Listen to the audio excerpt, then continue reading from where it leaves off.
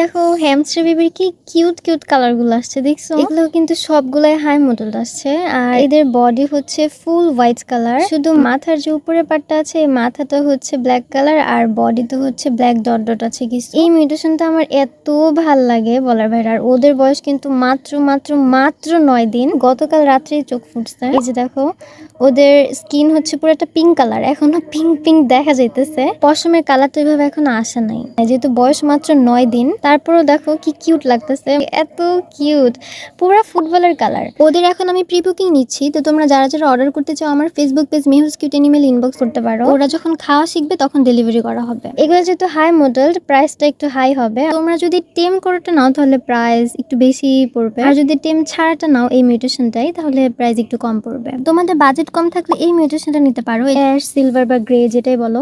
এটা যদি নাও তাহলে এটার প্রাইস অনেক কম। ও কিন্তু ফুল এই কালার না, লেজটা হচ্ছে একটু হোয়াইট হবে, হাত দুইটা হোয়াইট, পা দুইটা হোয়াইট, কান দুইটা একটু একটু হোয়াইট, নাকটা হচ্ছে একটু হোয়াইট কালার হয়। ও তো বেবি, এর জন্য কালারটা আমি বুঝাইতে পারতেছি না। বড় হ্যামস্টারের ছবিতে বুঝাচ্ছি ওর প্যাটার্নটা বা কালারটা কেমন আসবে। আর বাজেট যদি ভালো থাকে তাহলে সাইডের যে মিউটেশন গুলো আছে এগুলো নিতে পারো। এখন তোমরা যদি জিজ্ঞেস করো যে হাই মডেল মিউটেশন যেটা আছে সেটা বড় হলে দেখতে কেমন হবে, তাহলে আমি আগের ব্যাচের থেকে একটা বেবি আমি রেখেছিলাম, সেটা দেখাচ্ছি। এই যে দেখো সেম টু সেম এরকম হবে।